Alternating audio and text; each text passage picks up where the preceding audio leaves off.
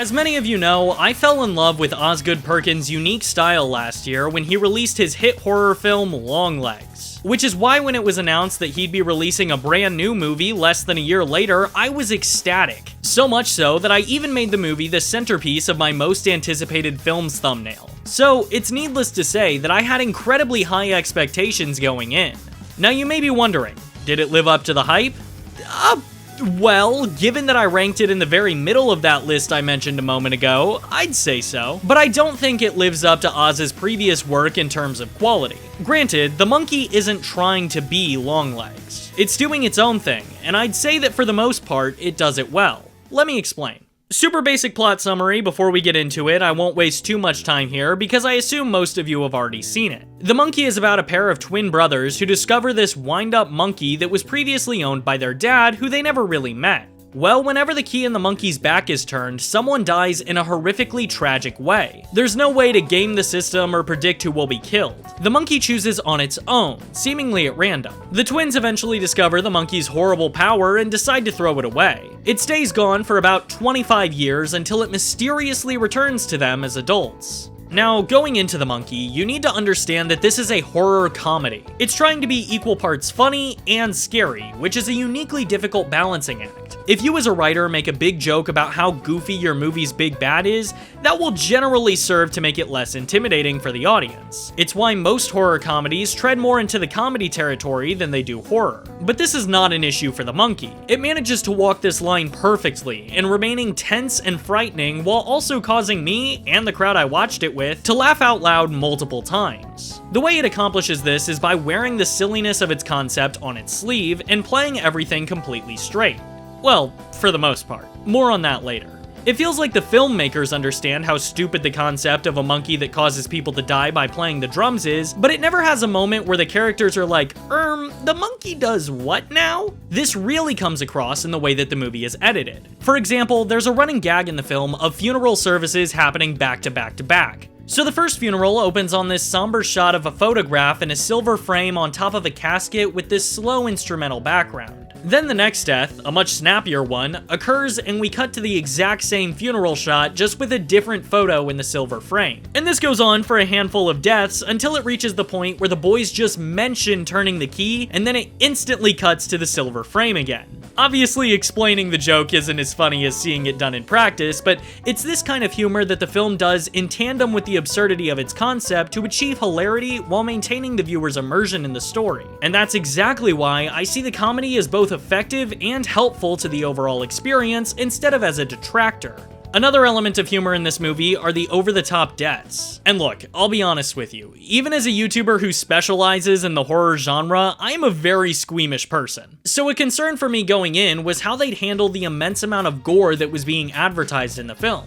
Well, like everything else, it's morbidly comical. The best comparison I can draw here is to another horror comedy from 2023, Renfield. They both have this almost cartoonish style of violence that makes you go, ooh, but is still unrealistic enough that you can again laugh at how over the top the kills are. If you're a fan of splatter or slasher movies and you really just love going to the theater to see the kills above all else, this is going to be a fantastic time for you. In a ton of the promotional material, Neon made sure that audiences knew that The Monkey was heavily inspired by the Final Destination series. And that definitely shows in the movie's style, but honestly, I'd say that this film outshines all of those. Not only as a campy gore fest with cream of the crop kills, but also in the fact that The Monkey actually has a plot. It's a mixed bag of a plot for sure, but better than anything I've seen from Final Destination. The reason why I call it a mixed bag is because I think that the first 2/3 of the movie are genuinely fantastic. It's straightforward for sure, but also tense, funny, and interesting enough to keep me invested in these characters. But towards the end, it's revealed that the brother had actually sought out the monkey as a way to get revenge on our main protagonist, Hal.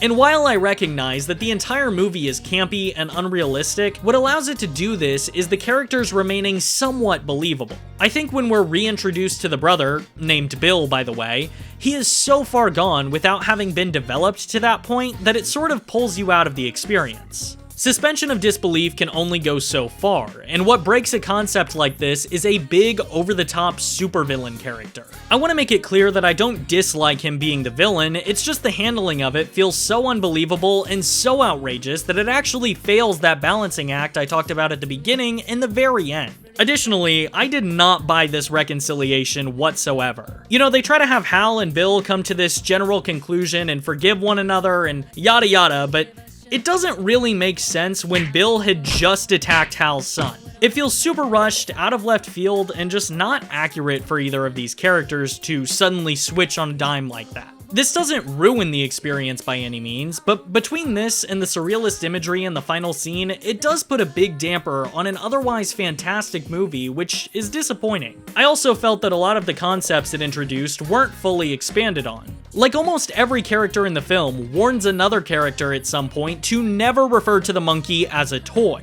So because they harp on this so much, I was expecting a payoff there of someone calling it a toy and then facing the consequences. But that never happens. It's just something that all of these characters, even one who isn't connected to the main plot, say for no clear reason. Additionally, there's this side character named Ricky, played by Rowan Campbell, who's just sort of there. His dad dies at the beginning of the film, and he discovers the monkey at a yard sale and picks it up because it reminds him of his father. But then Bill, who spent years searching for the monkey but didn't think to check his aunt's estate sale for some reason, buys it off of Ricky. Ricky regrets selling it, however, and tries desperately to get it back like it's the One Ring, and like, he has so few scenes in the film and just behaves erratically all of a sudden because that's what the plot needed him to do. Every time he appeared on screen, I was like, oh yeah, I forgot about that guy. Could definitely have used some more development on that front too, which seems to be the curse of any horror role played by Rowan Campbell. But I will say that his death scene is one of the best in the movie. That was really cool. In spite of those narrative flaws, I really did love this movie. In a time where so many horror movies try to add layers of depth that don't really belong, it's nice to have a movie that's just fun to watch. And on top of that, it's got an interesting story, concept, and some undertones about fatherhood that I would explore in a full video had I not literally just done it for Wolfman.